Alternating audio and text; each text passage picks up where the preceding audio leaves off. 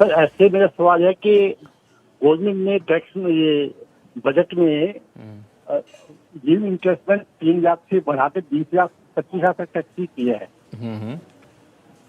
क्या ये private sector के लिए 3 लाख तक न्यू इन्वेस्टमेंट टैक्स ये था, उसको बढ़ा के 25 लाख किया है। लेकिन मेरा इंतजार करते में हमारे पास कोई सर्कुलर नहीं है, उन्होंने 3 लाख से ऊपर के अमाउंट पे ही टैक्स काट दिया। अच्छा, तो ये कैसे हुआ मुकेश जी?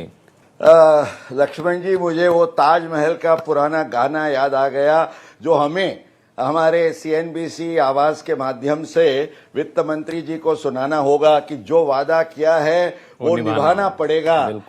उसमें कोई भी चूक नहीं होनी चाहिए, क्योंकि 1 फरवरी को उन्होंने एक बहुत बड़ी भेंट जैसे पूरे सैलरीड क्लास को दी। इसके बारे में आई एम क्वाइट पैशनेट कि जो सैलरीड एम्प्लॉइज है, शायद out of all the tax payers वो मोस्ट ऑनेस्टली टैक्स देते हैं, पर मुझे हमेशा जैसे लगा करता है कि समहाउ हम उनसे बहुत नाइंसाफी करते हैं। They deserve much more.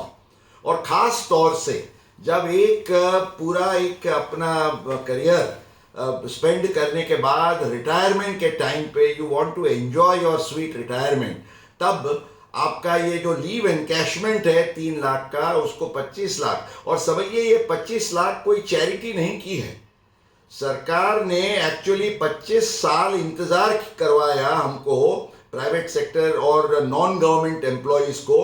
और ये तो केवल मेरे ख्याल से शायद कोई कोर्ट में अगर मैटर गई होती तो court would have asked the CBDT कि भाई आप ये लिमिट को बढ़ाओ। क्यों?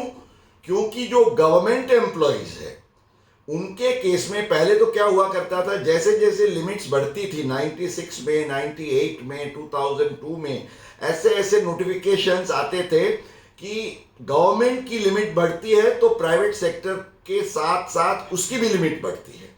अब यही एक लीव एनकैशमेंट है जो 25 साल से जिसको किसी ने देखा नहीं, छुआ नहीं। गवर्नमेंट को तो साल ब साल मिलते मिलते आज शायद 25 लाख से कुछ ज्यादा भी हो तो भी उनको पूरा एग्जम्पशन मिलता है। तो जो प्राइवेट सेक्टर और नॉन गवर्नमेंट सेक्टर के एम्प्लॉइज हैं उनको इससे वंचित क्यों रखना चाहिए? सबकी अपेक्षा ये थी कि ये हमें ये गिफ्ट ये मिल जाएगी आज़ादी के अमृत वर्ष में, जब 75 साल हम मना रहे हैं। तो अनफॉर्चुनेटली जो गुप्ता जी ने बताया, आज तक भी 3.5 महीने हुए हैं, बहुत सारी चीजें बजट में जो कही गई थी वो अमल में आ गई है, लेकिन इसके बारे में पता नहीं क्यों नॉर्थ ब्लॉक अभी सो रहा है। तो ये एक तो बिल्कुल I think this is something which is a matter of right which you have to give. और मोर सो जब आपने एक वादा किया है, एक प्रॉमिस की है, 1 फरवरी को आपने संसद में इस पर तालियों की गूंज बजवाई, कई दिनों तक मीडिया में वाह वाह होती रही फाइनेंस मिनिस्ट्री की कि भाई ये आपने कितना दरियादिली से ये एक नजरिए से ये 3 लाख से 25 लाख का एग्जम्पशन दिया। सबको उम्मीद थी कि ये मार्च के एंड के पहले ये नोटिफिकेशन आ जाएगा, और आएगा। एक्चुअली रिट्रोस्पेक्टिव आने के लिए भी वी हैव प्रेसिडेंस, क्योंकि 96 और 98 में, इनफैक्ट 2002 में जो नोटिफिकेशन आया उसने 98 से रिट्रोस्पेक्टिवली 4 साल पहले से उन्होंने उस टाइम उसमें कवर किया।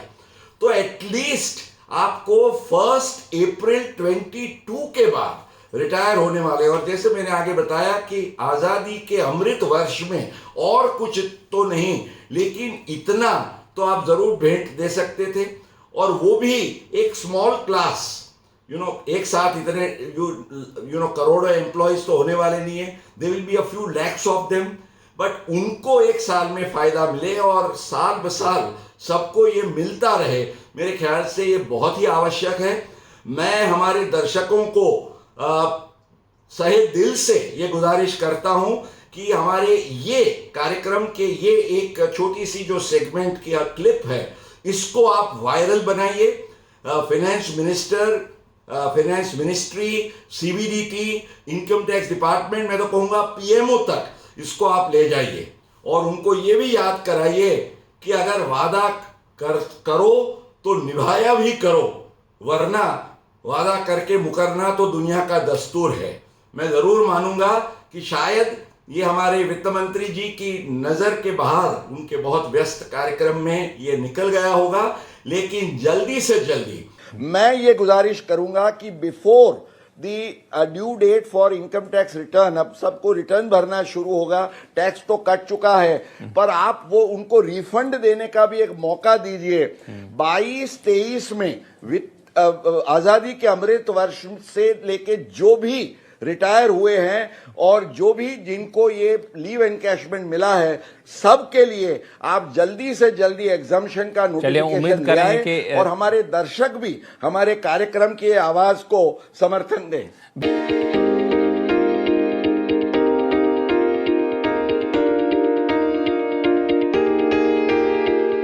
Please subscribe and don't forget to press the bell icon to get notified whenever we upload a new video.